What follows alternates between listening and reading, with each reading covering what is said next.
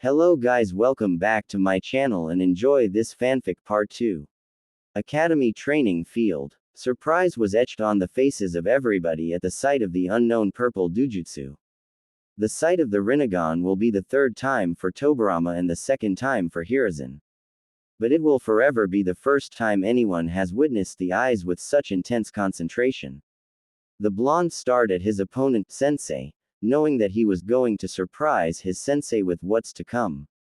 Of course, he also knew that he wasn't going to be victorious in this fight. He wasn't meant to. It was a test of strength, a test to see just how strong he is and if he's anywhere near his old strength. Although substituting the raw and wild power of the Kyuubi for the precisely destructive power of the Rinnegan was bringing things along quickly. Alright Naruto-kun, if you do well against this man, I'll give you some special technique training. The blonde heard his mother say from inside his mind. Naruto dropped into a stance. No, if mother, when? And after I'm through with this fight, I'll be waiting for the training. I wonder what it's going to be. He mused. The redhead rolled her eyes. Overconfidence is never a good thing a shinobi should have. Just fight the man while I think about what I should teach you. She spoke firmly, breaking their link after finishing talking. Naruto continued to focus on his sensei as he dropped into his own stance. I knew you were going to be a sponge for knowledge immediately after our first lesson. I've taught you well about the art of deception, he said, chuckling. Now let's see if you have the strength to back up your deception, he said, pushing his foot off the ground and jumping backwards as the blonde threw a flurry of shuriken. As Ryoko flew through the air, he threw his own set of shurikens at the previous set. Most of the thrown projectiles collided with each other, the others harmlessly flew by their intended targets. Naruto appeared behind Ryoko and sent a punch at the small of the man's back. The blonde knew the attack had the power to paralyze and ruin the career of any ninja, if it connected. He was not surprised when his fist phased through his teacher's body, disrupting the bunshin. You made the switch at precisely the last moment. Naruto mused out loud. Nice speed. The Junin said, backhanding the blonde. He was surprised when, instead of the blonde tumbling across the landscape, a puff of smoke clouded his vision. Kage bunshin, but how? The Junin darted out of the small smokescreen only for his face to personally meet Naruto's fist. Ryoko was sent back into the fading smoke and out on the other side, where he righted himself and landed on his feet. Impressive, Naruto-kun, he said, wiping a small amount of blood from his lip. I don't know when you learned the Kage Bunshin no Jutsu, but I am impressed that you were able, but you are not the only one, he said, forming the familiar hand sign, and two clones appeared. Let's see if your eyes can tell which one is the real me. Naruto smirked and glanced at Orochimaru for a short time, before returning his attention to his teacher. Sure, let's do this, he said, running forward. He was about to veer to the right, straight for the real body, when the one in the middle cut him off with a punch to the jaw. He would be flying if he didn't duck under the punch and sweep the clone under his feet and proceed to do what he didn't think he would ever do correctly. Konoha Dai Senpo, Leaf Great Whirlwind, he said, repeatedly spin kicking the clone, forcing it to dispel. He returned to his feet and promptly blocked the other clone's strike. With a quick and intense burst of power, he lifted the clone off his feet and held him over his head and slammed him on the ground, making it explode in a cloud of smoke. Ryoko watched from his spot with a focused gaze on his prodigy student. Incredible, he simply thought. The blonde just exited the cloud and waited for it to clear, which wasn't long. He grinned. Yet again, I'm impressed with the display I've witnessed. It's really a shame that I have to take this up a notch, Ryoko said, vanishing from everyone's sight and yet again appearing behind Naruto and backhanding the blonde. This time his hand connected and Naruto was sent somersaulting across the ground. You're way out of your league, kid. Quote. At the sight of their friend being backhanded by their teacher, each of the future Sannin clenched their tiny fist in anger. I know you three want to jump into the fight and help Naruto-kun, but this is his fight, Tobirama said, keeping a close eye on the blonde's performance. Tsunade looked at her granduncle. What do you mean his fight? Naruto-kun is fighting a Junin.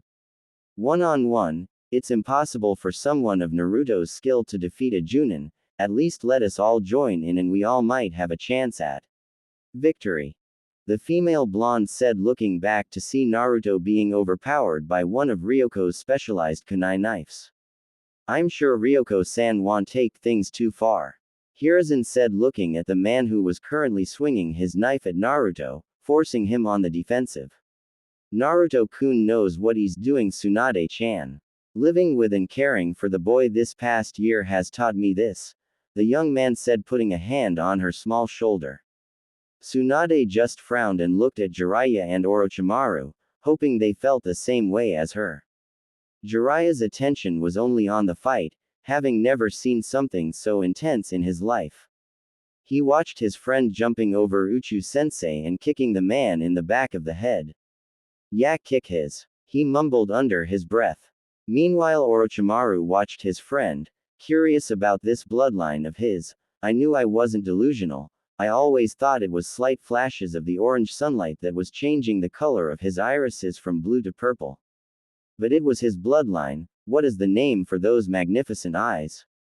He thought, continuing to stare into the moving eyes of his friend, finding them amazing every second he gazed into their rippling beauty. Naruto kept on dodging Ryoko's persistent strikes. He really wanted to cut the blonde with that knife of his. It was then that Ryoko tried something new. He quickly threw his knife.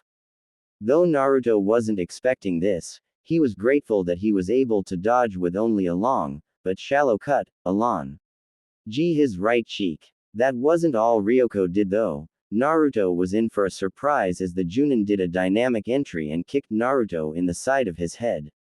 Though it wasn't meant to be, as Naruto leaned back, maneuvering himself around the outstretched leg and delivered a kick right into his tiak.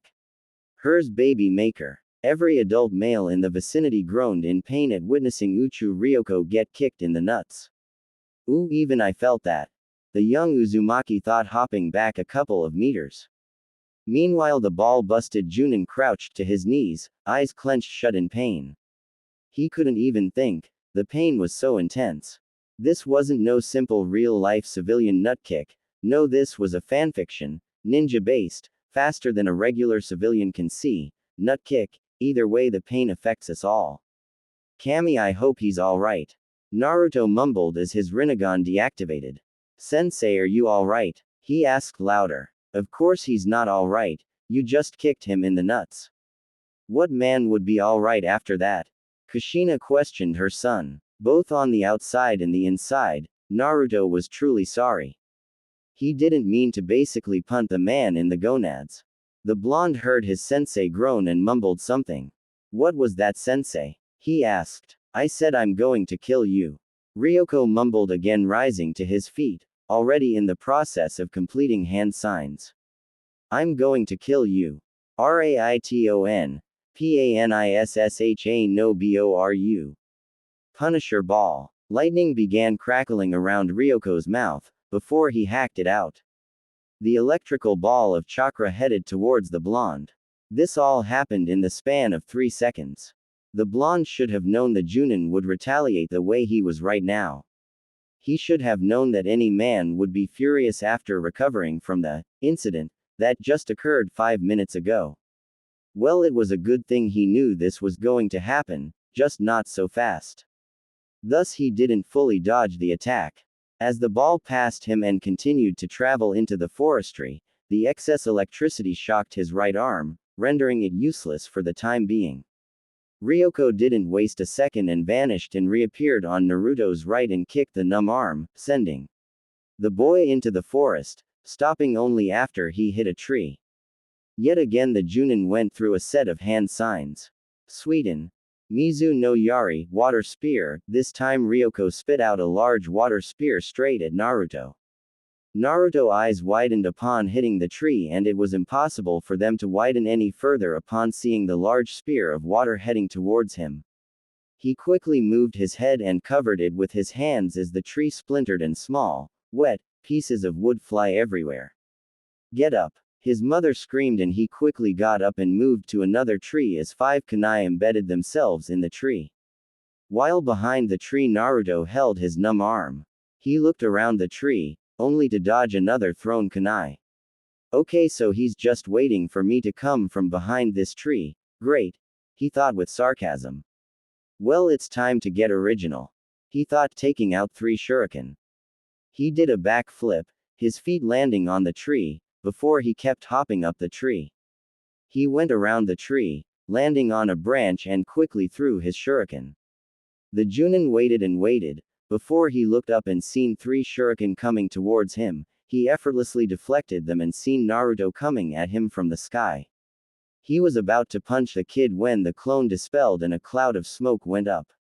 His danger sense went up and he quickly jumped back, right before Naruto burst through the cloud with an orb of silver, swirling chakra, that immediately destroyed the ground, kicking up a lot of dirt. Ryoko was about to jump into the cloud of dirt when a hand grabbed his shoulder. I think that's enough, Uchu-san, I have seen all that was necessary, Tobirama said, clutching on Ryoko's arm to keep him from furthering his attack on Naruto. At this point Naruto emerged from the dirt cloud, his Rinnegan deactivated.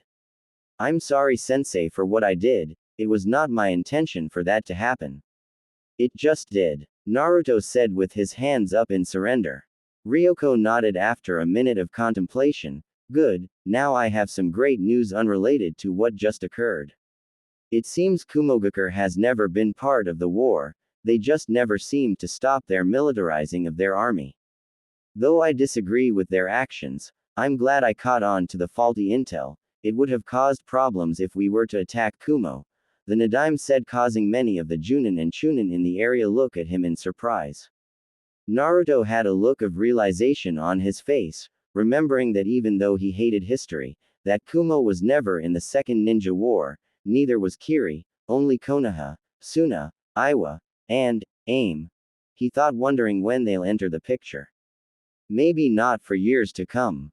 Wait, wasn't Sarutobi the Hokage during this war? And didn't the Nadaime die during the first war? These questions came and went for the past year, never answered, for even his mother didn't know the answer. The only logical explanation would be that his traveling back in time has changed things further along the past. He shook his head as everything kept getting confusing. The more he thought about it, and the more he thought about it, the more he wished to leave it alone. He stopped when he felt a hand on his shoulder. The hand turned out to belong to his adoptive brother. Excellent fight. Most surprising. What was that technique at the end? I've never seen anything like it, he asked, causing Naruto to unnoticeably stiffen in realization. The blonde went through dozens of responses in his head, before he picked the most likely one. It's mostly the reason I've been training so hard for in the past year. It's the fruit of my efforts. He spoke with a foxy grin in place. You may have lost the fox, but you have kept everything that makes a fox a fox. Your cunningness and deceitfulness has only continued to grow ever since the disappearance of the Kyuubi. Kushina commented on Naruto's own response. Naruto grinned wider at hearing his mother. So does this mean that the others and I are a part of your new team? The man nodded, and this allowed Naruto to finally smirk. That's good, now I can do this, he said, punching the man in the side, playfully of course. You bastard, why'd you make me fight Uchu-sensei? Hiruzen chuckled. That was sensei's idea, I just went along with it, he said, quickly surrendering, knowing that because he lived with the boy, the pranks would never stop. Tobirama looked at the two, mostly Hiruzen, glaring at him, for so easily betraying him. He nervously chuckled, slowly backing up as Naruto and Tsunade stalked towards him. Well, it wasn't like I planned on it or anything, it's hey, what's that over there? He pointed to the forest. Unfortunately or fortunately, depending on who you want to be, the children looked and got fooled. Because when they found out they were fooled, the Nadaime was already gone. I can't believe he got me, Naruto thought in shame. The blondes looked at each other. Go get him. At that, the female blonde nodded and proceeded to chase down her granduncle. Now that that's settled, I have to congratulate you on your performance. I knew you could handle whatever I threw at you. If it was up to me, I would recommend that you entirely skip being a genin. Ryoko said, patting the blonde on the back. I wonder how you gained that strength in the first place. He said with a hand on his chin, thinking about the subject. Naruto nervously chuckled. Yeah, I guess I was born with it. He said, nervously laughing it off, with his hand rubbing his own head. Okay, Uchu-san, stop making Naruto-kun nervous, let's just be glad that he's on our side. Hiruzen said as he began walking away from the academy. I have important matters to attend to at the moment. Naruto-kun, I'll see you at home, the rest of you, I'll see you tomorrow at training ground 7. What you did here will pale in comparison to what I'm going to put you through, he said ominously before vanishing with a shunshin. What did he mean by that? Orochimaru asked, walking up to Naruto with Jiraiya on the other side. Naruto shrugged. I don't know, but I think we're going to have an even tougher training than what we just went through. You think? Now what the hell was that earlier? I had no idea you had that kind of strength. Jiraiya playfully pushed Naruto. And your eyes, how'd you get them? Also, you're a bastard for using them on us during those spars. Orochimaru said, slapping Naruto in the back of the head. With that hit, Naruto dropped to the ground, exhaustion finally getting to him. I wasn't expecting that. What the hell did you do? He's dead. No, you killed him. Jiraiya yelled, crouched down beside Naruto's body. Orochimaru's sweat dropped and looked around to make sure they were alone.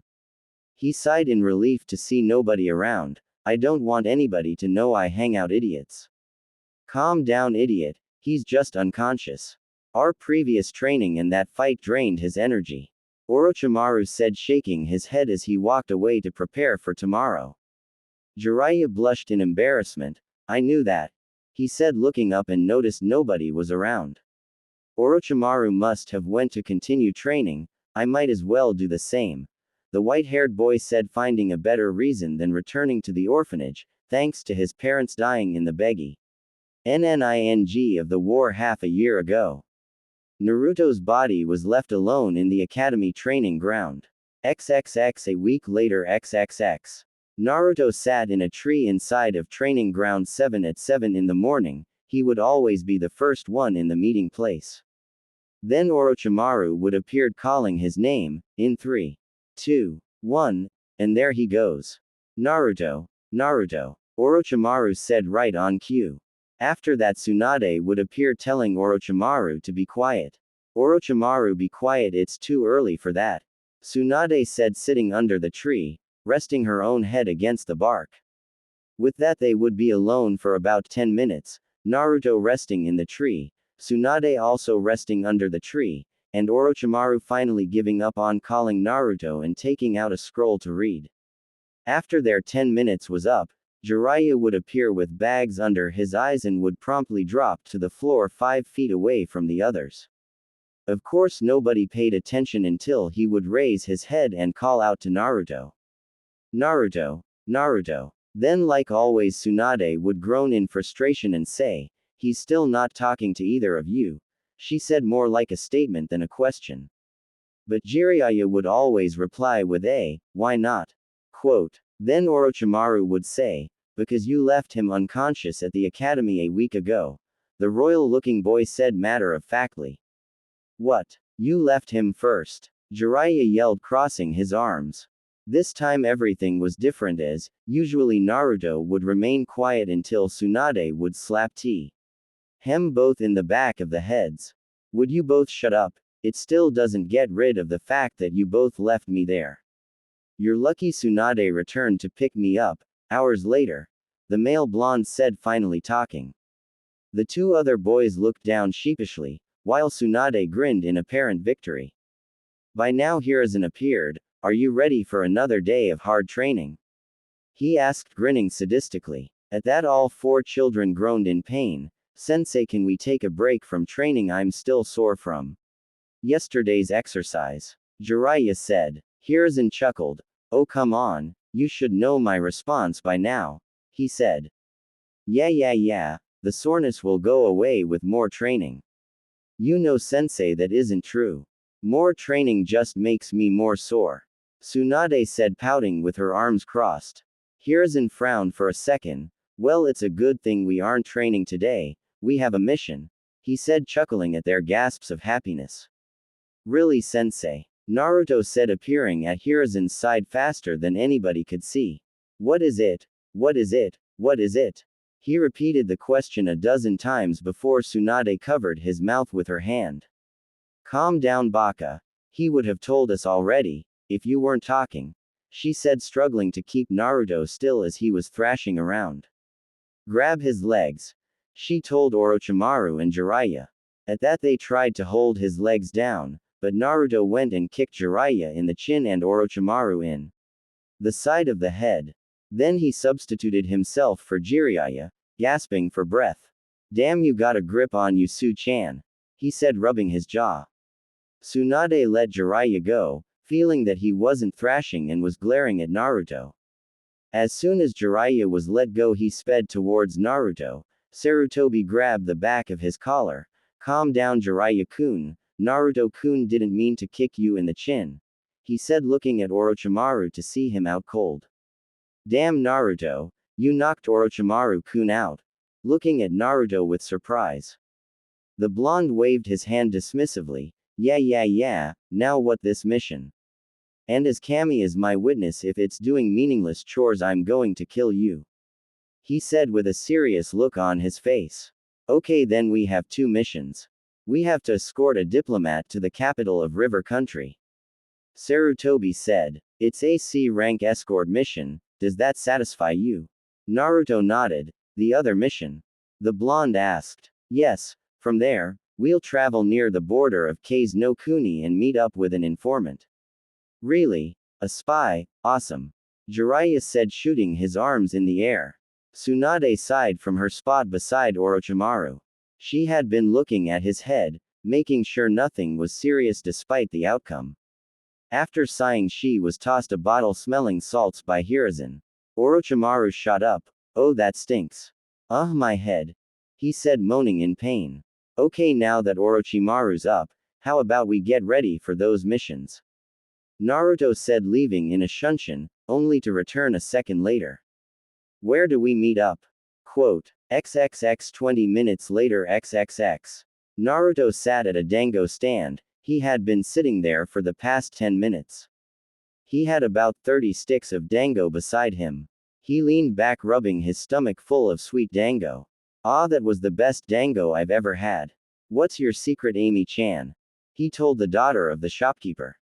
Naruto-kun, you know I can't give you the secret, even if you want to work here, she said, cutting him off. Amy was a young girl similar to Ayame. She had short blue hair and light purple eyes. She was only 8 years old and helped her mother with the dango stand. She wore a frilly dark purple dress and an apron over it. Though she was 2 years older than Naruto, she was shorter than him, by only about an inch or two. Just like between Ayame and Naruto, Amy and Naruto treated each other like siblings. Her mother adored Naruto and he would constantly walk her to and from school, protect her from bullies, and he even avenue her a couple of lessons in hand-to-hand combat, to better protect herself while he wasn't present. Ah, come on, Amy-chan, just give me part of the recipe and I'll think of the rest. No. Yes. No. Yes. I promise I won't tell anybody. Don't you have a mission to go to? The brunette said, crossing her arms. Oh shit, Naruto said, tossing money on the counter before vanishing with a shunshin. Amy collected the money on the counter, shaking her head. I'm so telling mom. The blue-eyed boy ran through the streets. It was way bigger and more populated than he was used to.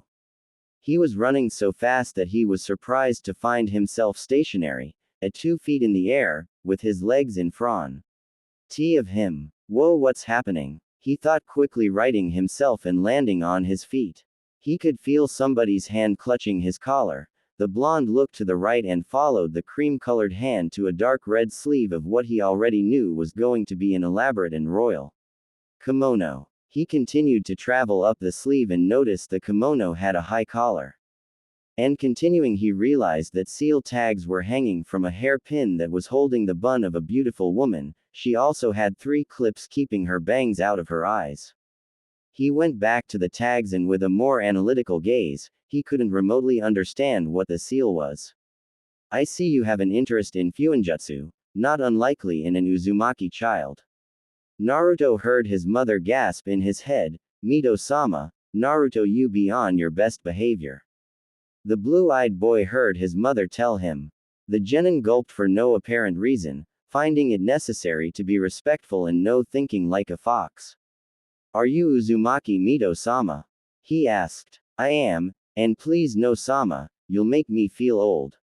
She said smiling. So humble. Okay, now how do I ask this without sounding a tad bit disrespectful? He thought, thinking for a quick second. No disrespect Mito-san, but why are you holding onto my collar? Quote. She smirked and let him go, because I have the skill to. I have much to talk to you about Uzumaki Naruto. I'll be waiting when you return from your mission, come to my manor, I'm sure you'll find the way without asking anybody. She said, turning and walking away. Naruto was left in the middle of the dirt street speechless about what just happened. Oh, what just happened? Just because he was speechless doesn't mean he was thoughtless. You just met Mito-sama. She was and always will be the strongest wielder of the Rinnegan since the Sage of Six Paths. She was also the first Jinchuriki of the Kyuubi. Kushina said, dropping a bomb. Naruto just raised an eyebrow as he walked to the south gate, knowing he would be there in a couple of minutes. So you were the second and me, the third, I wonder why the fox never told me this. He thought. You're not mad that I never told you I was the second container of the kitsune? I knew that piece of information. The only question I have, now, is why is the Kyuubi gone? If I'm correct, Mito-san and you both have the Rinnegan and yet the Kyuubi was still in you, and not gone. But with me the fox is gone. He thought. Ask Mito-sama, I'm sure you can trust her with information like this. Kushina asked. Are you sure? If I ask her that, then I would have to say I'm from the future, and that would only raise further questions. Just trust me on this one. Now pay attention or you'll end up walking into the gate. The redhead said. Naruto's eyes had been blurry while talking with his mother and they cleared up just in time to see the grains in the wall. He stopped immediately and released a sigh in relief. Backing up, he turned around. I can't believe none of you would have stopped me. He said, looking at his team. Tsunade laughed. I told you he wouldn't hit the wall. You both own me 50 ryo, she said, holding out her hands. Whoa, Tsunade won a bet. Naruto thought, looking around. Is the world ending? Who's going to die? While the Uzumaki was panicking, Sarutobi looked at his team. Alright, you're going to have to wait a moment while I go and get the Kawa River diplomat. He's 10 minutes late. He muttered the last part. XXX 3 hours later XXX. The 5-unit team and the diplomat have been walking for 3 hours, and even though they covered quite a distance, having been in river country for little over 30 minutes, the boredom was painful. Orochimaru passed the boredom with a book in hand, but even reading was starting to get a little boring. Jiraiya and the diplomat was walking in the front, while Orochimaru and Tsunade was walking in the middle with Naruto and Hiruzen was walking behind. It was a classic pair strategy. The worst part about the boredom was that Jiraiya didn't know how to shut up. He was talking to the diplomat, so do you have a hidden weapon in case you get in trouble while in your own country? What do you have for breakfast every morning? Is it dangerous to go swimming in your rivers? The questions he was asking were all over the place, never staying on a single topic. The diplomat was a heavy-set man, with a dark blue eccentric kimono. It looked like a baby put it together. Pieces of it was cut into triangles, like the sleeves, the torso was a giant circle, and the obi was a giant rectangle. The kimono wasn't the only thing eccentric about the man, he too was talkative and would laugh at everything Jiraiya said. Of course the rivers are dangerous, you don't want to be eaten by alligators, do you? He said, laughing, his huge belly shaking with each ha.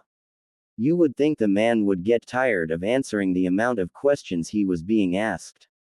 Was the thought of the other 4 members of the team. Naruto looked around, becoming paranoid for some reason. He had experienced that every time he was on a supposed C-rank escort mission it always turned out to be a higher rank. He activated his Rinnegan and looked around for any sign of a chakra signature. He realized there was about 3 bodies of chakra nearby. Can you see them? They're hiding their chakra signature pretty well, but your eyes should be able to see them clearly. Hiruzen whispered to Naruto. Yeah, I can see them. The nature of their chakra are 2 winds and an earth. Obvious village origin would be Suna. The level of the chakra, I'm guessing 3 chunins. He said, his eyes glowing a light gray in the sun. I guess they are trying to rid the world of the professor, but I doubt they can even scratch you, the Rinnegan-wielding boy said, smirking. Let them handle it. He said, pointing at Tsunade, Jiraiya, and Orochimaru. I'll protect the client, just in case the enemy gets desperate. He said, not even giving Hiruzen a chance to reply before doing a fast and short whistle. At that, Orochimaru and the others grew more attentive. With that whistle they knew that trouble was near and they needed to be ready. Orochimaru put away his book and Jiraiya stopped asking meaningless questions. What's wrong with you, boy? Don't you have any more questions? The man asked as Jiraiya slowly looked around. Naruto walked up to the other side of the client. Don't worry, he's just getting ready. Ready? Getting ready for what? At that, 3 figures shot out from the foliage headed straight for Hiruzen. The future Sannin also burst into action, each going after a single target, intent on protecting their sensei. XXX Orochimaru vs. First Chunin XXX. Orochimaru appeared in front of the man, punching him in the chest, in the process.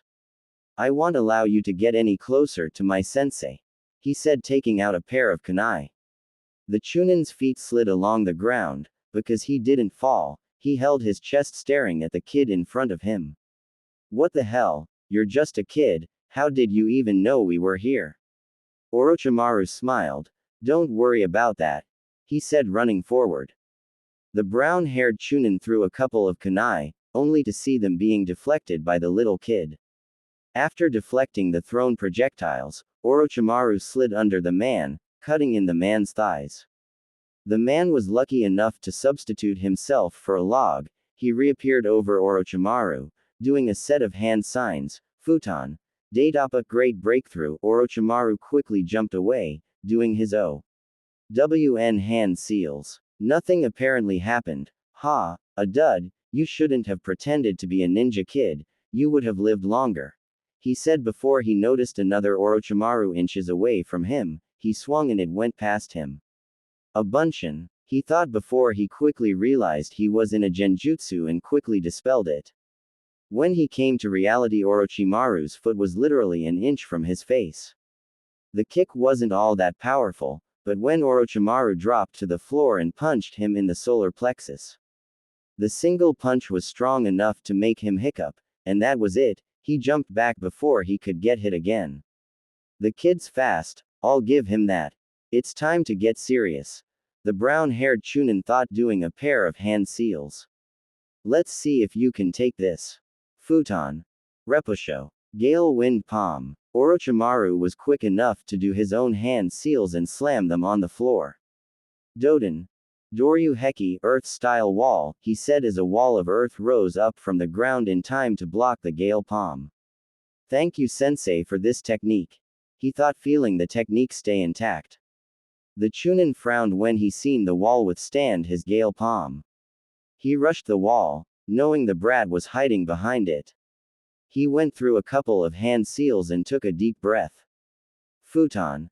Atsugai. Pressure damage, he breathed out and the wall was immediately destroyed, but Orochimaru was nowhere to be seen.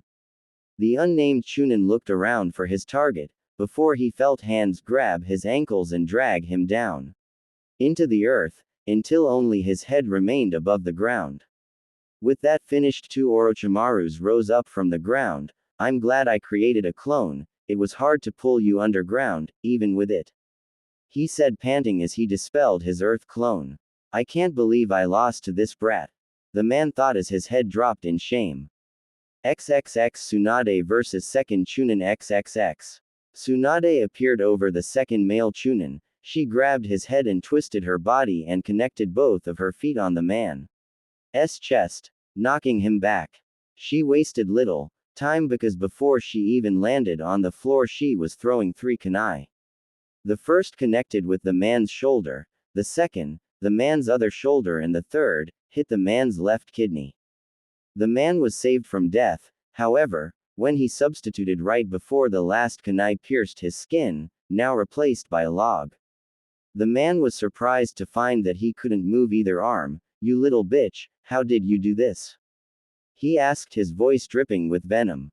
Tsunade smirked at the comment. "I pierced a cluster of nerves on each of your upper arms. In layman's terms, I permanently paralyzed your arms when I ripped those nerves apart," she said, running forward with a pair of kunai in her hands.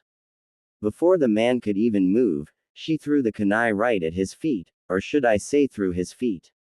The man screamed in pain and Tsunade appeared behind him, with a kunai at his throat ready to cut into at any moment. "Give me a reason to cut your throat, I dare you, Suna scum," she said. XXX Jiraiya vs. 3rd Chunin XXX. Jiraiya threw a kunai, hitting the last Chunin in the thigh, forcing the man to fall to the ground. Jiraiya then jumped, intent on landing on the man's back. He didn't expect the man to quickly roll over, using the momentum of his leg to knock Jiraiya out of the air and sending him far into the forest. When Naruto seen this, he dashed forward, not to save Jiraiya, but to hurry up and end the man. With his eyes he could see a massive amount of chakra focusing at the man's mouth. He appeared in front of his sensei and held out his hands, just as the man exhaled his futon, Kazakiri, wind cutter. Right before everyone's eyes, the technique was absorbed right into Naruto's hands. After the absorption was complete, Naruto dropped to his knees, panting in mild exhaustion. "That first test went better than I had thought," he thought, looking at his hands and seeing all the cuts. "I would have liked to test it against a water technique though," he thought, getting up. Hiruzen looked shocked at the blonde silver. "Naruto-kun, you can tell me what just happened later. Now I would like to know what's happening with your hair," he said, casually throwing a kunai at the Chunin's head. After deactivating his Rinnegan, he looked at Sarutobi with confusion all over his face. "What do you mean? What happened to my hair?" he asked comically, looking up at the strands of his hair. "Part of it's turning silver. I've noticed the past week that your blondness was losing its golden sheen and gaining a little silvery sheen. But I always thought it was the sun," Tsunade said, walking up to him after tying her captive up, and looking at his hair. At this, Naruto began thinking about stuff. This might be related to a lot of things: the color of my chakra, the disappearance of the Kyuubi a year ago, or my Rinnegan in general. Whatever it is, how come I haven't noticed anything in the past year? Naruto thought before a realization came to him. "Would all of you quit examining my hair?" he said, slapping Tsunade's hand that was holding a lock of silver. After that, he walked over to the paralyzed and bound Chunin. Tsunade fought. "What is the reason for attacking this group?" he asked the Chunin. The man spit on the ground nearby. "I'm not telling you anything, Konoha scum." Quote. The hair-changing genin thought for a moment, before taking out a kunai. "You see this kunai?" he asked before that same kunai was found in the other Chunin's chest, with Naruto's arms still outstretched. "The same will happen to you, if you decide to try my patience." The Chunin scoffed. He was weak anyway, he lost to that brat over there. He deserved to die, he said. "You lost to a girl, what does that say about you?" Quote. "Hey, what is that supposed to mean?" Tsunade said behind Naruto. Naruto looked behind him to see Tsunade with her arms crossed. Can we continue this some other time? I'm sort of busy extracting information." Quote. "Oh, we'll continue this all right," she said, walking back to her sensei and Orochimaru. Naruto looked back at his captive with a frown on his face. "Just tell me the real reason," he said, digging into his pouch, pulling out another kunai. "Fine, I'll tell you," he said, looking at the ground, before looking back up at Naruto with a smug look. "My team hastened to take out the proclaimed professor of Kon." "Bullshit," Naruto said, grabbing the man's head. "You know damn well, if your village even wanted to put a scratch on Sensei, they would have sent an elite team of Dunes. No, something is wrong with this picture." he said, reactivating his Rinnegan and taking a deep breath. The others stood there as confusion as the man's eyes grew wider than they could possibly imagine, but they themselves couldn't see anything. Now I'm going to ask you again, what is your prime objective? Quote, my team was more of scouting, lookout, extended border kind of squad. We were making sure nobody was on their way to Suna. Naruto looked at him funny, you're not making sense. What is Suna planning? Quote, an attack on Konoha, cutting through Aim no Kuni and attacking the village in the cover of night from their north flank, the man answered. The genin waited for a while, and when he noticed the man not dropping dead, he nodded, that appears to be the truth. So Suna's planning to cut through Aim no Kuni and invading the village from our north flank. It's smart, we wouldn't be expecting an invasion so early in the war. Naruto said, looking behind him to see a large head surrounded by purple flames. Its mouth was wide open and his hand-like tongue was out holding the man's tongue. Looking higher into the giant head's eyes, you can see the Rinnegan. When is this invasion going to happen? I don't know the exact day it's going to happen, I just know that it's not going to happen for a long time. It could be weeks, months, or even years. The Geto, or outer path, discerned that the man was telling the truth and let go of his tongue, forcing the man to begin gasping for breath, seemingly out of energy and completely exhausted. With its job done, the Geto returned into the ground, going back from whence it came. Naruto stood up, his Rinnegan still activated. Geto, may have spared you, but I want, he said, throwing the kunai at the man's head, while deactivating his bloodline, before he looked back at his team and seeing Ire scared looks. Sarutobi looked at Naruto with a frown on his face. It was obvious that at times Naruto acted more than his age and thought more maturely, but to actually act more ruthless. Now that was scary for everyone to see. Tsunade looked as Naruto not only killed one, but two people just to get information out of somebody. She was terrified of the boy, maybe his bloodline was making him this way. Orochimaru, on the other hand, looked positively fascinated at how resourceful the Rinnegan was. It had the ability to court information out of somebody with just a simple glare. It was possibly better than the even more mysterious Sharingan, and with no doubt, better than the Byakugan. Truly amazing. Naruto's mind went a mile a minute, thinking of how he could explain what just happened. Where's Jiraiya? He asked, looking around for the boy. This got everybody out of their terrified trance, as they begun looking for the lost boy. Naruto sighed as he walked into the forest. You have to be careful when you act ruthless like that. You're supposed to be a new, wet behind the ears, but with better skills, 6-year-old genin. Kushina scolded her son. But amazing completion of 2 ocular techniques. You'll no doubtingly be powerful if you keep this up. Not stronger than me, of course, but yeah, you'll have power. Naruto could hear the smugness in her voice. He rolled his eyes while heading straight for Jiraiya's position. He could obviously see a strange and yet somehow familiar kind of chakra signature disappear and reappear over there, so if he knew his sensei's history, he wanted to waste as much time as possible. XXX Kawa no Kuni capital XXX. The 4 genin sat outside of a building where Hiruzen was talking with the diplomat, most likely getting thanked and receiving a personal reward for the mission. The dual-colored genin sat twiddling his thumbs waiting for the start of the second mission. His teammates, save Jiraiya, has been avoiding making eye contact ever since his interrogation, and thanks to his first childhood he needed some kind of attention. He turned his attention to Jiraiya. So Jiraiya, something amazing happened to you recently, huh? He asked. Jiraiya couldn't resist nodding. It sure did. He said, whispering into Naruto's ear, and the more that was whispered, the more Jiraiya seemed to grin. The grin was contagious and Naruto became grinning. Congratulations are in order, but why are you keeping it a secret? Jiraiya just shook his head and pointed to Sarutobi, who was walking out of the building. Now that that's settled, I believe we have another mission to complete, he said, bending backwards to crack his back. We can finally speed up the pace, so remember your tree climbing exercise and follow me, he said, hopping to the rooftops and blasting into the nearby forest, with his team following. XXX Konohagakure, Hokage Office, XXX. Tobarama sat in his chair holding a piece of paper, sent by his prized student and his team. So Suna, when are you going to attack?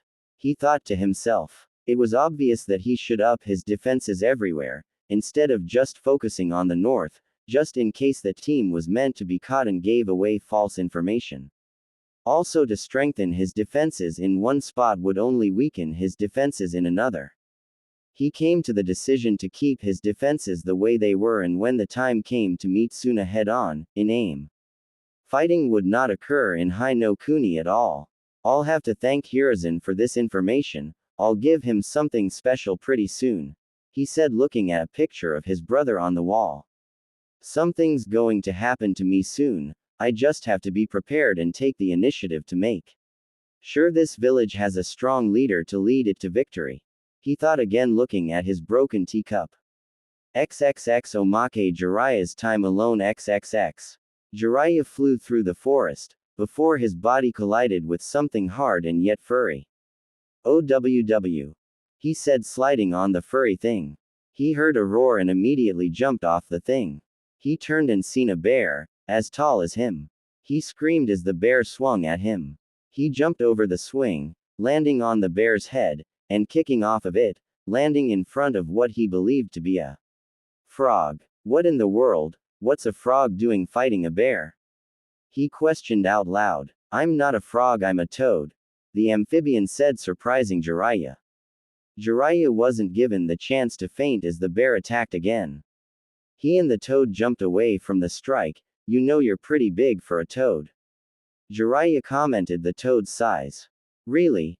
I never noticed, the toad said, hopping at the bear and kicking him in the chest.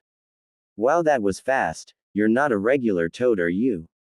Jiraiya asked as the toad landed near him. Really? What gave that away?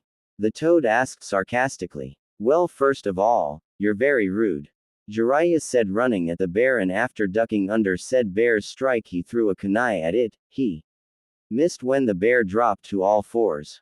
Oh please, the toad said, if you were attacked by a bear, you'll be rude to whoever's around you too, it said, hopping over the bear's charge.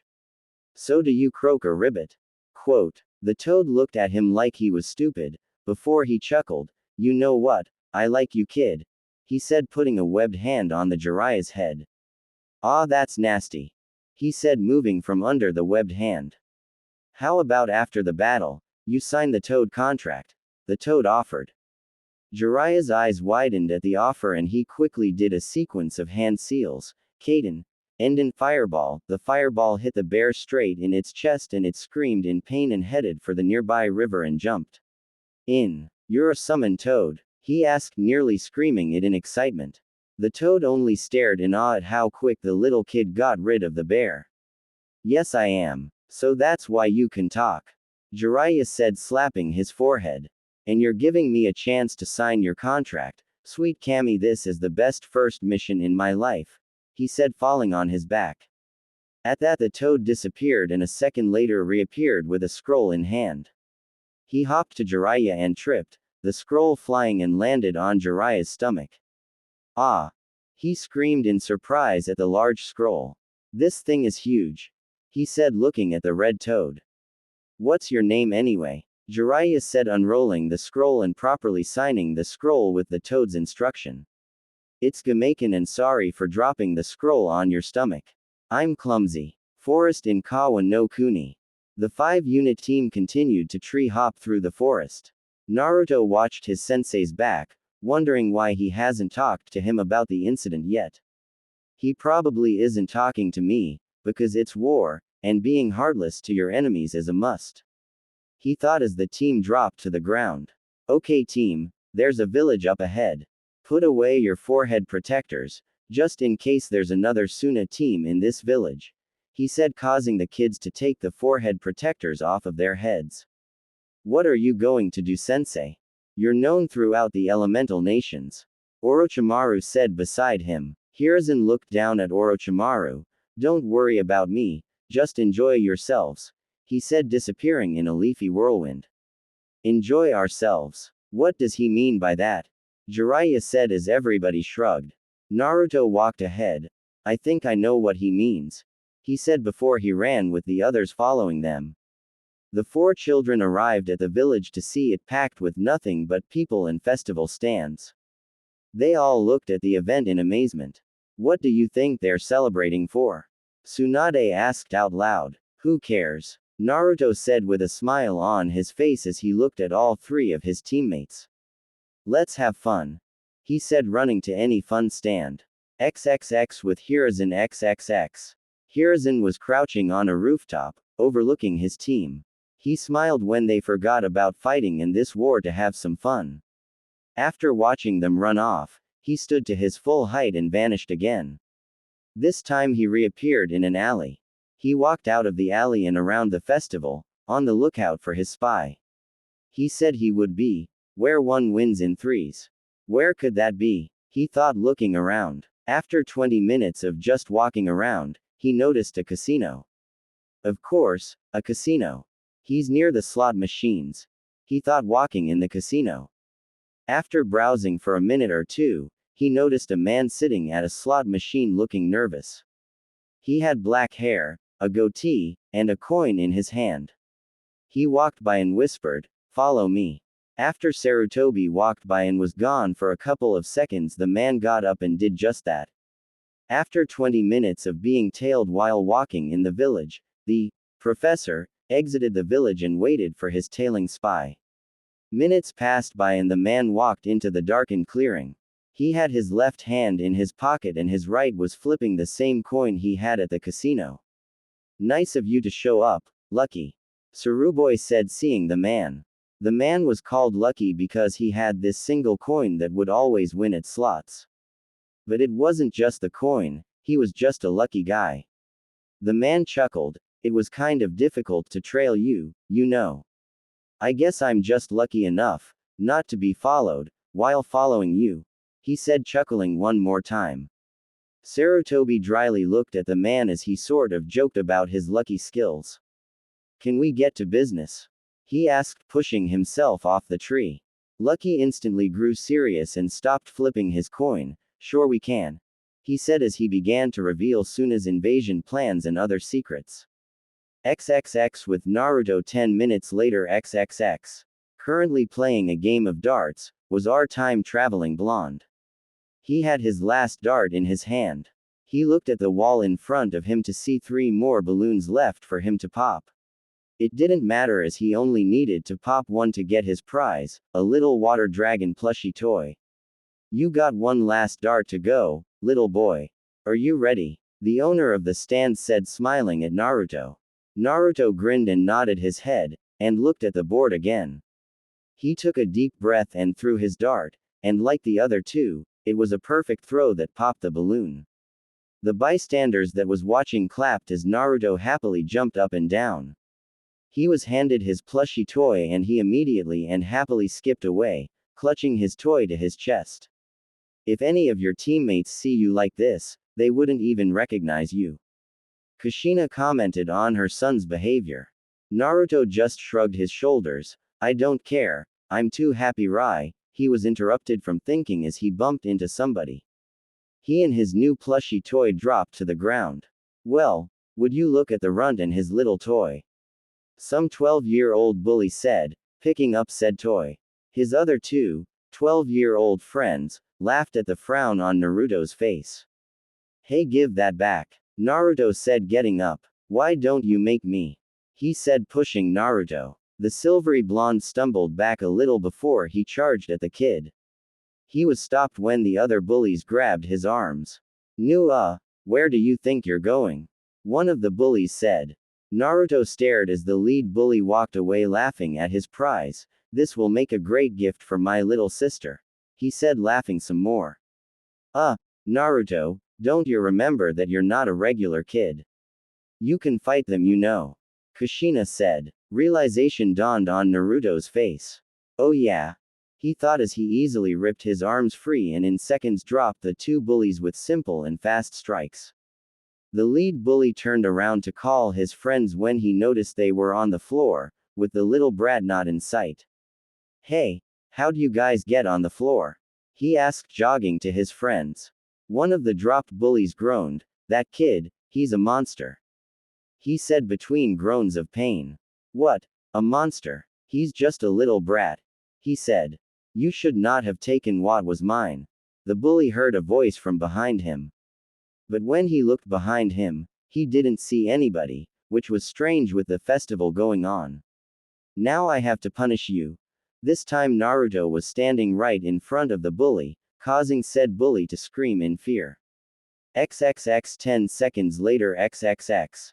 Naruto was, yet again, clutching onto his plushy toy as he skipped along the dirt path. If you looked behind him, you could see the pile of beaten-up bodies of the three bullies. The 6-year-old smiled when he looked at the full moon above. Tonight is such a beautiful night, he muttered. I knew you weren't a regular Gaki. A voice said behind Naruto. Naruto's eyes widened. I didn't even sense him, he thought to himself as he slowly turned his head to see a medium-sized male. And judging from his flak jacket and the headband, he was a Suna Junin. What's a Junin from Suna doing in Kawa no Kuni? He shakily asked, feeling the amount of ki the man was directing toward him. His instincts told him to run, and not to stop, until he found Sensei. Naruto remembered the guy from the history books. He was the famed Kase no Kami. His real name was N. Ever known. Even though he only looked to barely be around the age of 18, the blonde was positive about the identity of this man. Naruto knew was that this man was defeated by the Orochimaru after he and his team received their titles. He also knew that he was famous for his ruthlessness in wind techniques and being the first one to properly use shape manipulation to form a dragon's body. Naruto also the man already had his skills, by the small emblem of a wind dragon on the right side of his flak jacket. I don't have to answer you, he simply said, taking a step. As soon as he took a step, Naruto's instincts got tired of being ignored and took control of his body. The blonde then bolted into the nearby forest, his Rinnegan on full blast as he looked for his sensei's chakra signature. Kase smirked as he watched the kid run. Let's begin this little chase, he thought, also running into the forest. Naruto continued pumping his little legs. This is crazy, where the hell is Sensei at? He screamed in his head. The man appeared in front of Naruto, forcing the blonde to drop to the ground below. It's been fun, these last 5 minutes of chasing you, but I've grown bored. You're going to fight me now and I'm not giving you the choice, he said, blurring out of sight. Naruto thought fast, and since he had no idea where the man was going to strike from, he did a technique he learned from one of his father's scrolls. Futon. Tatsumaki no Shoheki. Tornado barrier, he said, rapidly spinning, creating a tornado that repelled the man when he struck. The man bounced back a few meters. You would have expected a frown to wrinkle his face, but a large grin was in place. Excellent, a wind element, like me. And you did a rather unique technique. I bet it was derived from your village's Hyuga clan, no? He said, standing to his feet. At that point Naruto stopped spinning and looked at the man. Just like you told me, I don't have to answer you, he said, activating his Rinnegan. Let's just get this over with. If I'm lucky, I'll defeat you in time to get another toy, he said, glaring at the man. Kase just grinned at the little threat. He was rather surprised to see that the kid's eyes changed in design. He scoffed in his mind, leaf bastards always getting the good stuff. Naruto quickly bent back, when the Suna Junin nearly took off his head with another strike. Doing a quick handstand backflip, he went through a series of hand seals. Let's see if this works. Futon, Kazaryu. Wind dragon, he thought, breathing out a wind dragon. Kase stood shocked at witnessing a technique he created not 2 months ago. He didn't even have time to question the amazement of the technique before he was hit with it. Naruto stared in surprise when his plan actually worked. That actually worked, I can't believe it, he thought. Keep attacking, don't stop yourault. The blonde heard his mother yell. He quickly ran forward, spotting his opponent with his back against a tree. Futon. Kami Aroshi. Diving wind from the mountains, he called out as a swirling vortex collided with Kei's body, breaking the tree behind it. Naruto jumped into the tree tops and did another set of hand seals, Raiden, Gion. False darkness, he did a lightning technique instead, seeing as he traveled faster than wind. Although the technique traveled fast, Kei's regained his bearings fast enough to escape imminent doom. Naruto looked to his side to see Kei's on the same branch. You're going to tell me how you've completed that technique? A technique I just created. He yelled, moving fast enough to kick Naruto in the side and making him fly through the forest. The Junin didn't even wait until Naruto was a few feet away before he did a sequence of hand seals. Futon. Kazur Yu. He yelled, blowing the dragon straight at the airborne blonde. Currently the blonde's eyes were clenched shut in pain as he flew through the air. He opened them in time to see the dragon a couple feet away from him. He looked behind to see a tree. At that time slowed down, and he moved in slow motion. His eyes focused on the dragon in front and the tree behind at each look.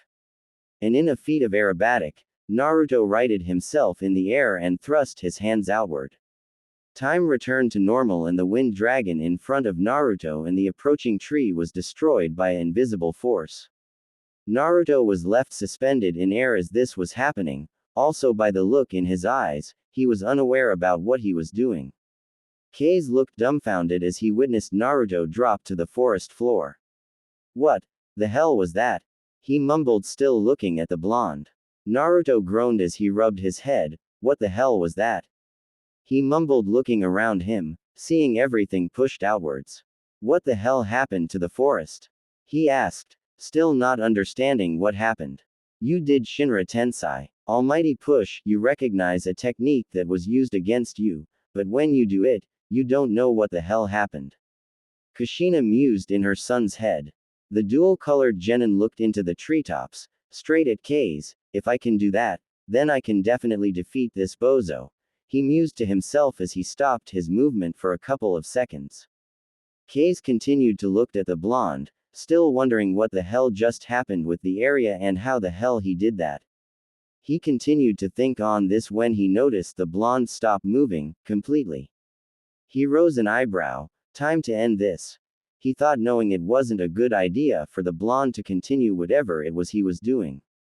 He jumped off the branch, after going through a series of hand seals. Futon. Kei's no hubby. Wind snake, he blew out his second shape manipulation creation. The snake coursed through the forest, dodging the broken trees and branches. After clearing a way straight to Naruto, the snake opened its maw and crashed into Naruto. Kei's landed on the forest floor the same time the snake collided into the genin.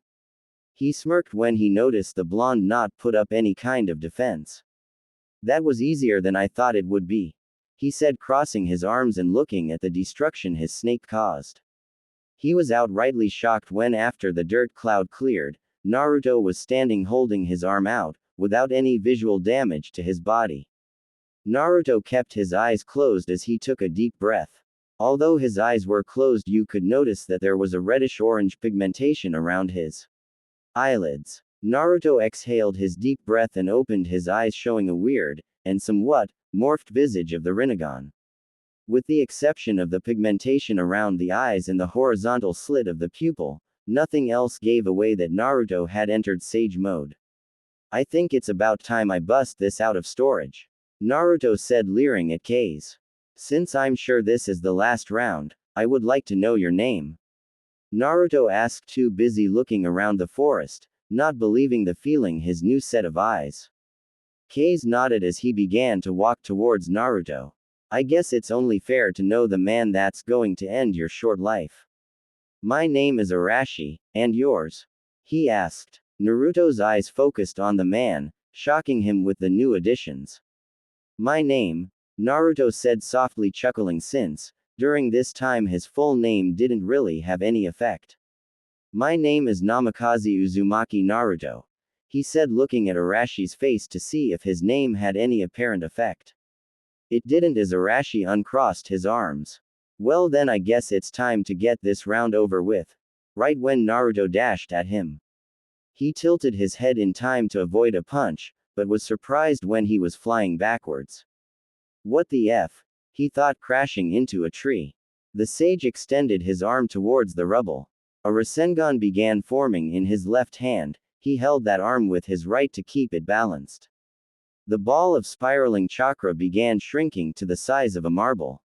Rasendangan. Spiral bullet, he said as his right hand continued to keep the left stabilized and dead center, so to speak. With that in the process, he began charging chakra behind the bullet, in preparation to push the bullet. Seconds later, he completed the charge and it pushed the spiraling bullet toward the little pile of destroyed forestry, with such speed, a blink of the eye was all it took to travel from Naruto's palm to said pile.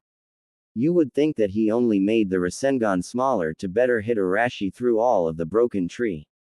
But that wasn't a problem at all. Because Naruto, who still retained a semblance of control over the little orb, snapped his fingers and released all of the condensed chakra the little bullet had, just as he released the bullet. And everything after that was a flash of white. XXX back at the village XXX. Hiruzen finished his meeting with his informant. He looked at Jiraiya with a stern gaze.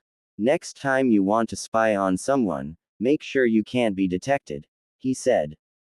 Jiraiya had the decency to look sheepish.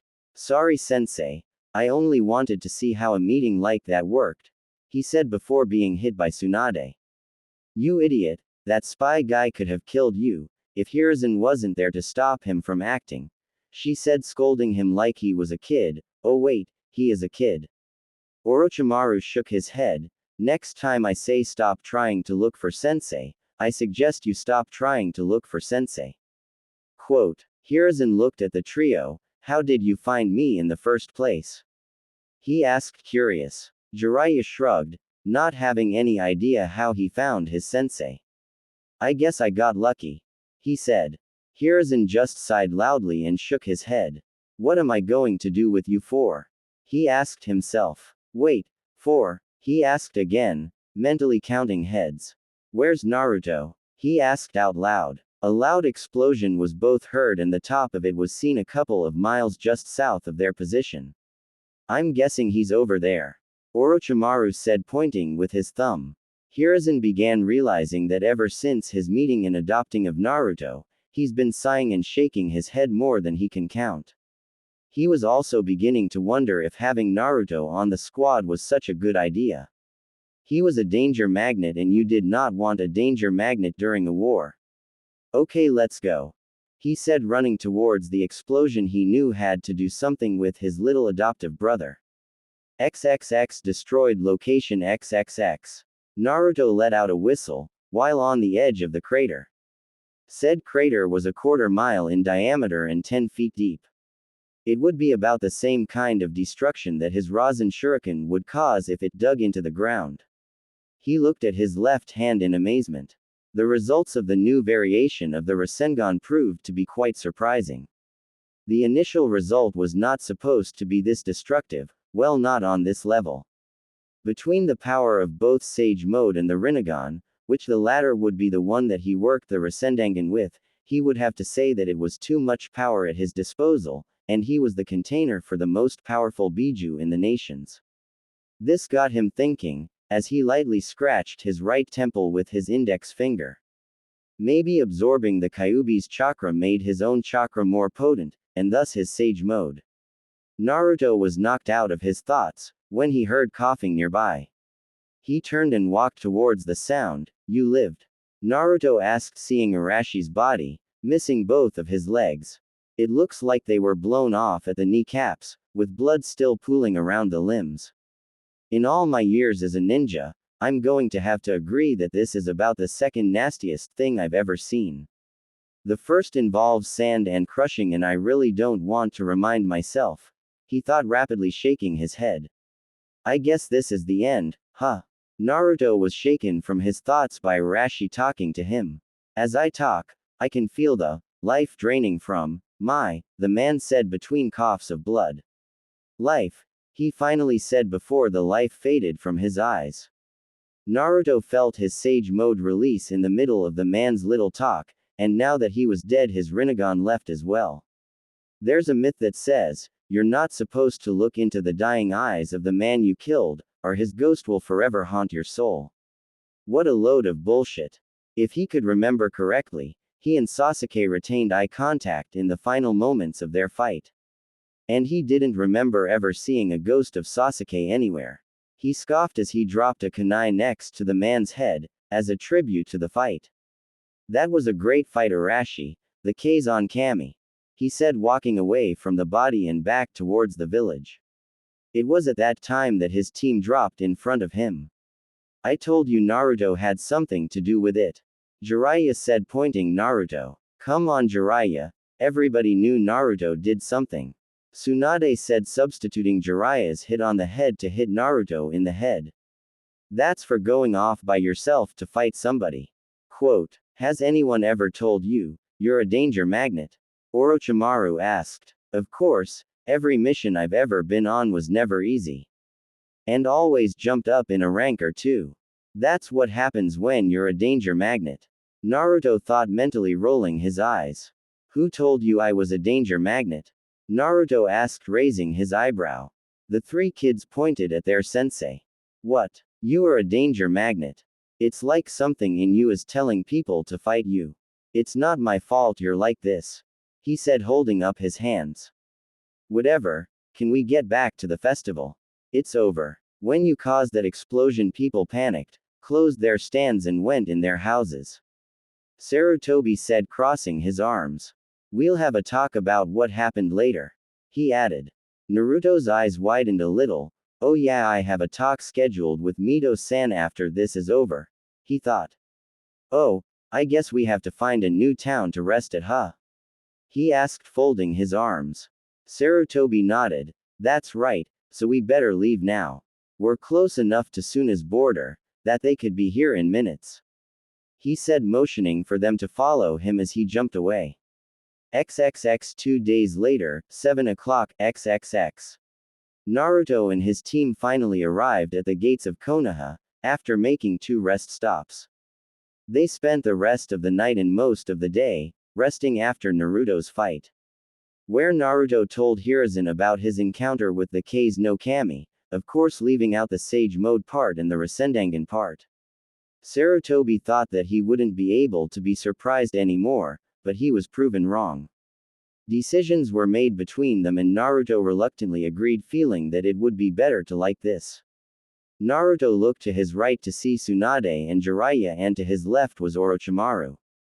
He took a deep breath and vanished in a shunshin after being cleared by the gate guardians. Sensei, where's Naruto-kun going?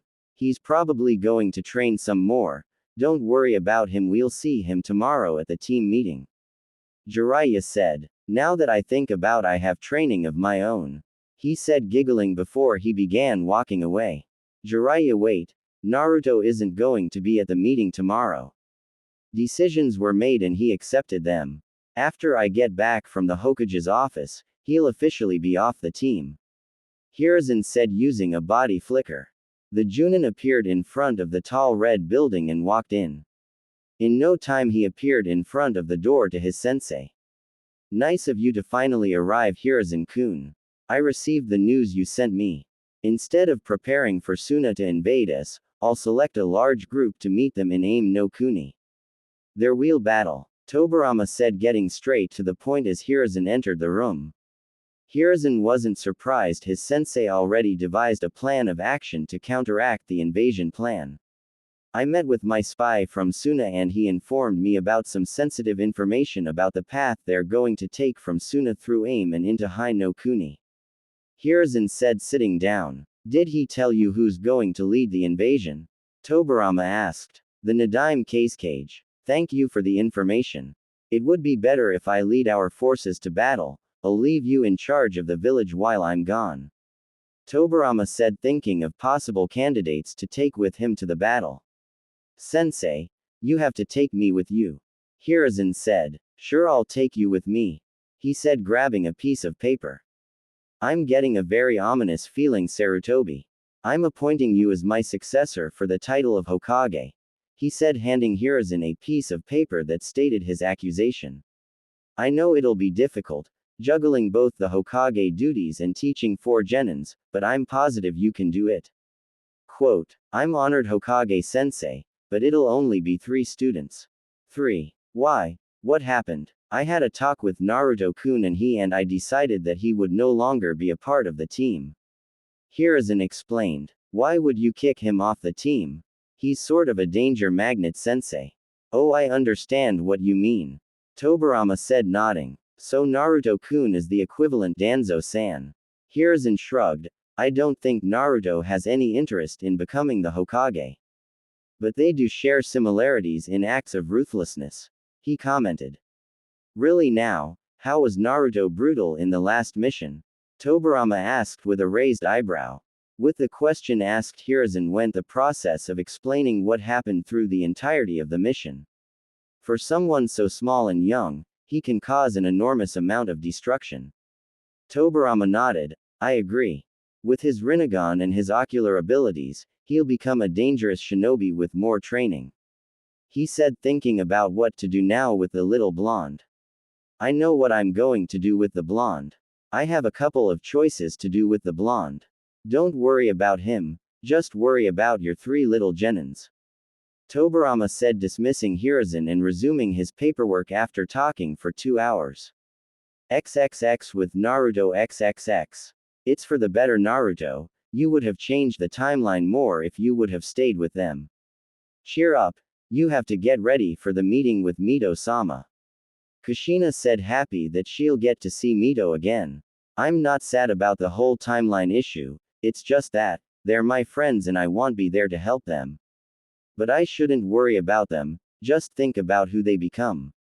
Of course Orochimaru becomes obsessed with eyes, Tsunade turns into a badass medic that later turns into a drunken gambler, and Jiraiya, well, he's Jiraiya. But they each become the legendary Sannin.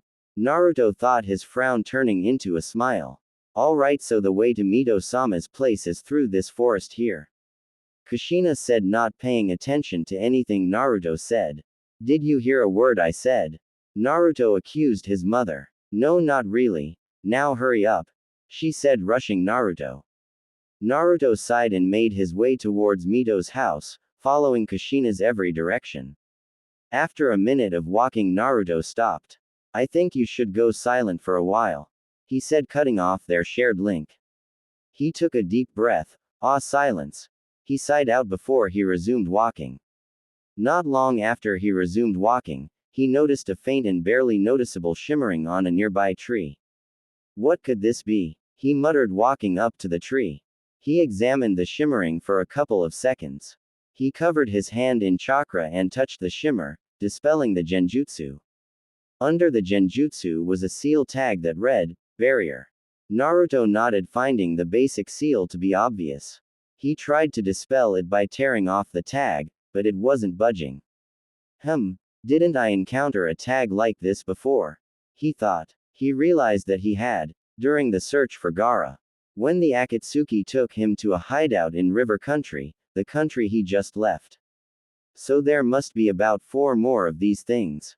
Hopefully what happened to Super Bushy Brow and his team doesn't happen to me. He thought, putting his fingers in the familiar cross seal, causing 4 puffs of smoke to appear around him. Alright, you 4, each of you look for another tag and await further orders. He commanded, and they disappeared to complete the task. The dual-haired genin leaned against the tree until his Rinnegan was forced on. Boss, I found the main seal. I think you should wait here, the clone said as his Rinnegan showed Naruto a large rock next to an even larger lake. Alright, I know where you're at. Come wait over here. He spoke to his clone through their telepathy, clone link, thingy. He pushed himself off the tree and thought about what just happened. Did I just have a 6 paths of pain moment? I knew I could see through my clone's eyes, but I didn't know if my clone activated his Rinnegan while I didn't have mine activated, that it'll force activation. He thought, contemplating how he could use this to his advantage and disadvantages. He kept his Rinnegan activated as he ran to his clone's previous location. A minute later he landed in front of his destination. Through his own eyes the lake was even more beautiful. He also noticed the same shimmer that was on the tree before. Even with his eyes, he couldn't penetrate this genjutsu, which was bewildering. Alright, are each of you ready? He asked his clones, looking at 5 separated tags, in 5 separate locations thanks to his Rinnegan. On the count of 3. 1, 2, 3, he said as they all ripped the tags off at the same time and dispelled themselves. The barrier genjutsu dispelled to reveal a house in the middle of the lake. There was a wooden walkway, leading to the door. The house itself was sitting on top of an island big enough to accommodate it and a couple of flower beds. It was 1 story, which was appropriate as it only contained 1 person. He deactivated his dujutsu and walked along the walkway to the house of one of his most powerful ancestors. As he was walking, he began to slow down. Why do I feel like I've been through this before? He asked himself before a tornado of water rose up from the lake, going to a total of 30 feet in the air. It began taking form as it moved to surround the house, and as it finished forming, Naruto finally found it to be a dragon. It was a long blue Chinese dragon, with the body being 30 feet long, from what he could estimate. Let's see which one you possess. The dragon growled out as he waited for Naruto's retaliation. Naruto was still shocked at seeing the dragon, only faintly hearing what it said. He studied the dragon in front of him. He knew it wasn't a regular water dragon technique, as those don't talk. So the only logical choice was that it was a summon. Which clarified everything that he had to question about the beast. Wait, which one I possess? He asked as the dragon got tired of waiting and launched forward. Naruto's eyes widened as the dragon came at him quickly. He jumped to the side and the dragon crashed into the walkway, destroying it. The dual-haired genin found himself on top of the water. Damn, I am a danger magnet. He thought, crying anime tears. Despite being on water, Naruto felt it rumble. Listening to his instincts, he jumped in the air. That was a stupid thing to do, as the dragon was still under him. Kage Bunshin no Jutsu. Shadow clone technique, Naruto said as a clone formed in front of him. Naruto slapped the clone in the back, and used him as a platform to jump to the side. The doppelganger was engulfed by the blue reptile. Naruto landed on the lake and smirked. Katsu, he said as the exploding tag he slapped on the clone exploded. And with the clone, the dragon followed. Its head exploded into hundreds of little droplets of water. Naruto looked at the droplets of water suspiciously. It was weird how they just floated there. He began to notice them hardening and sharpening, and that's when they fell fast. The genin dodged the ones he could and used a kunai to deflect the ones he couldn't. Dodging and deflecting was beginning to get tiring. Tatsumaki no Shoheki, he said, spinning as a tornado circled around him. Of course, on top of water, a tornado is a hurricane, as the water mixes in with the wind. The hurricane was enough to repel the shards of ice. Naruto stopped spinning when yet again he felt the water rumble. This time he jumped to the side, already in the process of hand seals. Raiden. Gi wait. Naruto said, cutting off the technique. Either the lightning will weaken it, or it'll strengthen it. Can I take that chance? He asked himself, still facing the dragon. How do I defeat this thing? He asked himself, before he had a short flashback to the first time he encountered a guardian like this. That could work. He thought, clearing his throat. Stop. He commanded. When he said this, the dragon quickly coiled around Naruto. Not constricting his body, just surrounding. What did you say? The dragon asked menacingly. Naruto repeated his commanded, waiting for it to be done. The dragon looked at Naruto for a while, before it growled, don't tell me what to do.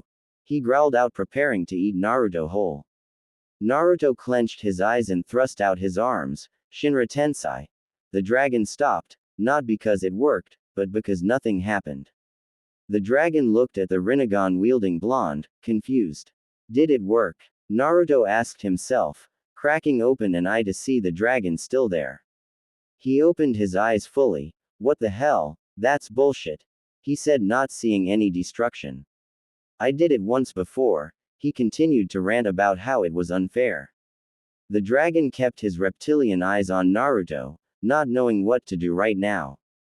He watched as the blonde continued to throw his hands everywhere during his rant. Noticing a slight shift in chakra, the dragon engulfed the boy. He opened his mouth, releasing a puff of smoke. He tricked me. It thought annoyed. Yoo-hoo, Naruto said, waving at the dragon. Not that I'm having fun, but why are you attacking me? He asked, crossing his arms. The dragon scoffed and turned back into water, and returned to the lake. Naruto was left confused and a little ticked off as he deactivated his Rinnegan. "Ah, Naruto-kun, you're so adorable when you're mad," somebody said, pinching Naruto's cheek. Naruto flinched in complete surprise. He turned to see Mito behind him with a smile on her face. "I didn't even feel her chakra until she touched me," Naruto thought in surprise. "What are you doing here?" "I live here," Mito said, smiling wider as she pointed to her house. At this, Naruto mentally smacked himself in the head. "Wait, why the hell did that dragon attack me? And what did it mean by, which one I possess?" Naruto waved his arms around frantically. "Whoa, one question at a time. Let's head to the house, while I make you some tea," she said, leading Naruto in the house. Naruto sat on a small couch in a rather large living room. He looked around, and noticed some visible seals on the wall. One looked like a self-projecting genjutsu seal. He didn't know how he knew this, something inside of him told him this. The rest were basic protection seals for the house. He continued to look around the house, until his eyes rested on the table in front of him. It was a prototype for what looked like a gravity seal. Is she making the first gravity seal? It makes sense, since she is a fuinjutsu master. He thought to himself, noticing the kind of gravity seal she was making. "Hey, this is interesting, it's a gravity seal. Something's wrong with it," he said, adding some seals and getting rid of some. "There, that's better. A 5-star gravity seal. Each point in the star seal goes to a wrist and an ankle, while the 5th seal goes on the head, most likely the neck somewhere. Finally, the middle of the star, the pentagon, would stay on the torso. This keeps the gravity from just affecting one part of the body and keeps everything equal." Little did Naruto know that he said that out loud. Mito looked at Naruto with surprise all over her face.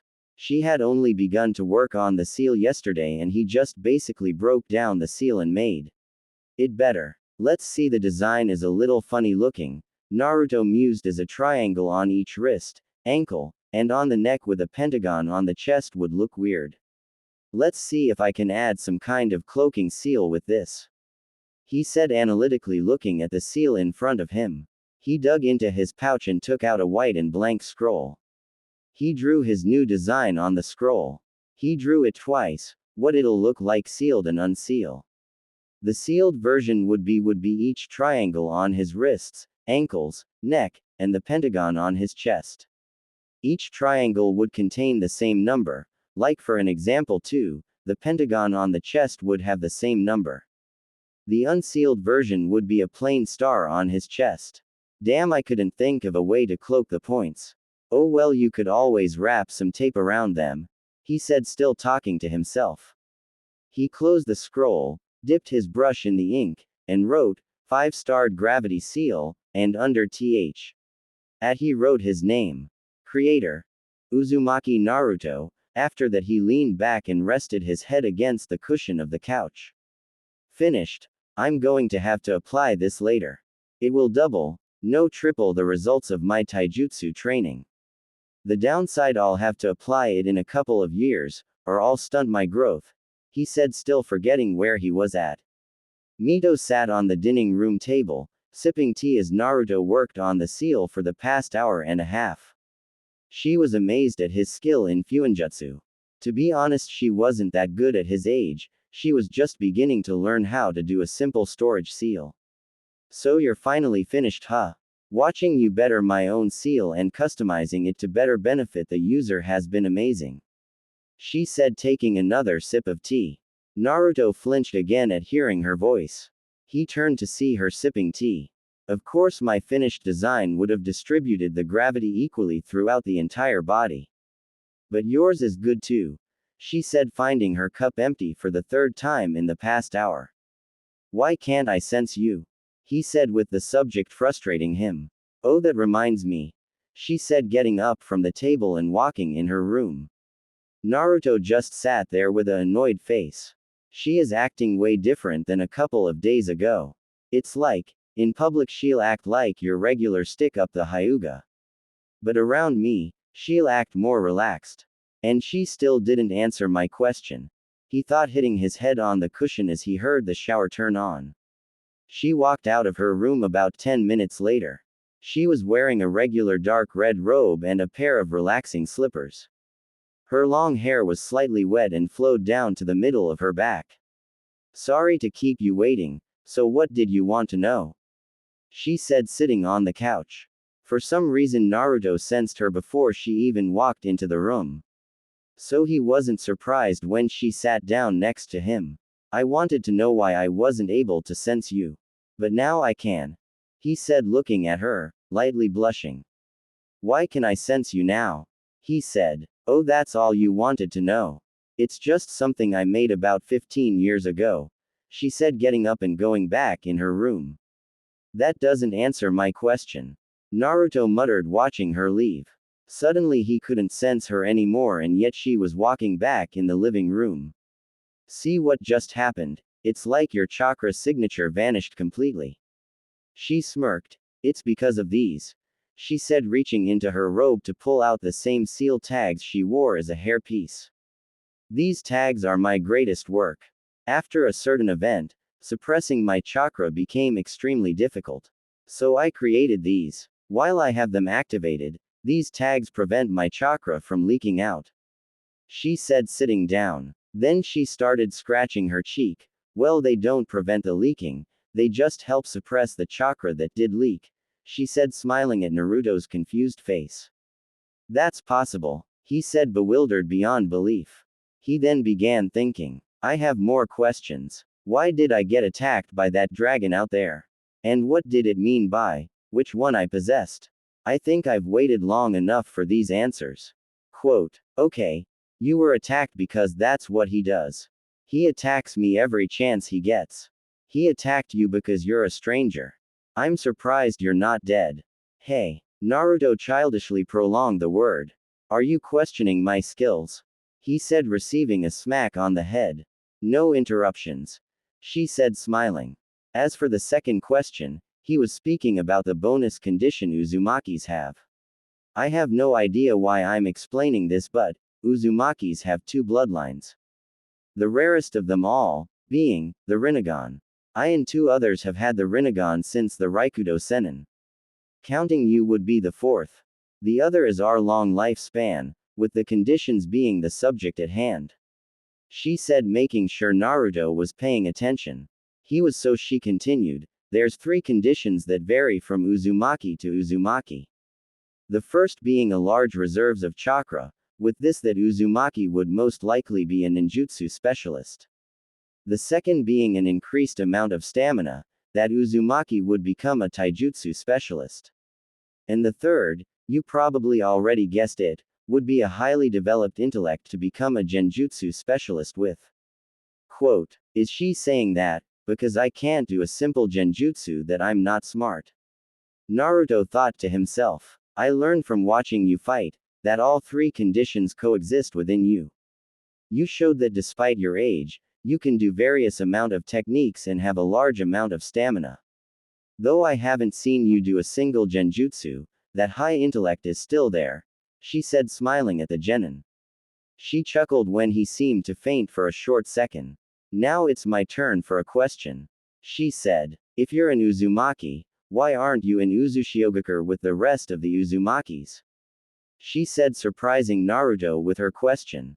Naruto kept the surprise from reaching his face. Why do you question my lineage? He said, activating his Rinnegan. Shouldn't this be enough? He asked, deactivating it. She would be lying if she said she was surprised. I already knew about your Rinnegan. I questioned your lineage because Uzumakis have traits. You only follow a couple of those traits. Give me some traits then. Naruto said, resting his head on the cushion. Uzumakis have red hair. I get my hair from my father. He said quickly. Your father has silver hair, with blonde streaks. Mito asked with a raised eyebrow. I don't know, I'm a natural blonde. I don't know why my hair's changing. He answered. Mito nodded and thought of other traits. Uzumakis have a long lifespan. I'm 6. Quote, Uzumakis are honorable. And I'm not. Naruto asked with a tick mark on his forehead. Uzumakis rarely contain their anger. If only you knew how hard it is to contain said anger. He thought. It's hard to contain my anger. Quote, Uzumakis your age don't have that much chakra. Mito said. I'm a special child. Uzumakis don't have whisker marks. She said crossing her arms. I don't have whisker marks. He said touching one of his cheeks. Where's your bathroom at? He asked. She raised an eyebrow. First door on the right. Naruto ran in the bathroom, turned on the light and looked in the mirror. Like she said, 6 whisker marks, 3 on each cheek. These fully came back. He thought looking at his cheeks to see the same whisker marks he had all his life. He looked up at his hair to see the silver coloring. And my hair, it's nearly all silver, a couple of days ago it was almost all blonde. He complained. He checked his nails to see that they were slightly longer than normal. And his canines were also slightly longer. His eyes were still electric blue and his pupils were unslitted. He gave a sigh in relief when he noticed that walking around with slitted pupils would raise questions he didn't have the answers to. Does this have to do with the fox? He suddenly thought. Did I really absorb all of its chakra? He asked himself. He lifted his shirt up and molded some of his chakra. Like always, the seal appeared. But the weird thing was that it was glowing red. Now what's happening? He asked. Naruto-kun, what's happening? Naruto heard his mother yell in his mind. It was like an earthquake was happening. I don't know, I think the Kyuubi is returning. He said, letting his shirt fall when Mito's scent got closer. It's like I'm becoming a fox. He thought while mentally crying anime tears. Naruto-kun, is everything alright? Mito asked. Fight. Something whispered in Naruto's head. Naruto shook his head. Yes, everything's alright. Let's get back to the living room. I still have questions, he said as she nodded and turned around. Naruto stayed for a second, before looking at the mirror and seen a flash image of the Kyuubi on top of his. Come on, Naruto-kun. He heard Mito yell from the living room. Naruto turned the lights off and walked out of the bathroom. Mito, why didn't you seek me out a year, if these things concerned you? Naruto asked, crossing his arms. The surprise was visible on Mito's face. She looked down and thought. The Kyuubi. Now it was Naruto's turn to be surprised. He was grateful she was still looking down. What does Nine Tails have to do with this? He asked. Don't act stupid. A year ago the Kyuubi began acting up, which was surprising. Since the seal I used to contain him with should have had him unable to do anything but breathe, she said, her blue eyes now looking at him. It entered my dreams around that time and it said one name, Naruto. It later came to my knowledge that a kid was found just a couple days before. So I kept my eye on you, watching your training, your fighting, your every actions. This is starting to get creepy. Naruto thought as the creepy feelings showed on his face. After the first few months, I realized that you had the Rinnegan. But other than that, I thought you were a regular, but special Uzumaki child, due to the Rinnegan, she added. I would always keep my distance when watching you. I watched you interact and train with your friends. It was only recently that I decided to make contact with you, a week ago, she said as the atmosphere around them grew more thick. That's around the time my hair started changing. Naruto thought out of nowhere. When I grabbed your collar, the Kyuubi contacted me again. The contacts have been getting more frequent the longer I watched you. But this time he said way more than your name. XXX flashback XXX. Mito stood in a darkened alley, waiting for her target to appear. She felt his chakra began moving from his position at the dango shop, and move it did, fast. She wasn't surprised he could move that fast after the amount of training he went through. Her moment came when Naruto zoomed by her, only to be stopped by her hand grabbing his collar. Suddenly she was transported to her mindscape. The world is too big for the both of us, there can be only one, Naruto. The Kyuubi said from all around her before she was brought back to reality, to just notice Naruto looking at her seal tags. I see you have an interest in Fuinjutsu. XXX end flashback XXX. Mito looked at Naruto. After that I had a little friend of mine follow you on your mission, she said pointing to the spot by Naruto's head. The blonde was confused and turned his head. He didn't see anything there, but he noticed there was a slight distortion in the area. He was surprised to see a chameleon appear. Its eyes already had sort of a ripple effect in them, but what shouldn't have been surprising was the light purple coloring. So you had this thing follow me, using the Rinnegan's connected vision ability to keep an eye on me. Naruto stated rather than questioned. Mito nodded. If our fate is to fight for the power of the Kyuubi, then I'm going to have to research on my opponent. I can't have the beast fall into the wrong hands, she said leaning back into the cushion of the couch. When do you want to have the fight? Naruto asked heading towards the door. We'll have it when you're older. Can't be arrested for nearly killing a 6-year-old, she said chuckling clearly aware of her power. The silver-haired child laughed. Sure we'll see, he said walking out the door. I'm sure by the time we have our fight, my strength will grow immensely, he thought disappearing in a whirlwind of leaves, finally heading home. XXX Omake back home XXX. Naruto appeared in front of his big brother's residence. Home, he said running in the house. I'm so hungry, he said running into the kitchen after his stomach growled. Where's my ramen at? He said looking in the cabinet. No, he screamed when he just seen a wrapping of one of his instant cups. Where's it at? He said as his stomach growled again. As Hiruzen walked in the house, he ran to the man and grabbed his pants. Feed me, he yelled. Ah, get off me, he said pushing Naruto off of him. And plus you can cook. Quote, but you're better, he said. Hiruzen chuckled. Flattery will get you nowhere, he said as his stomach growled. Naruto smirked, loving the sound of his rumbling stomach. See now you have to feed me.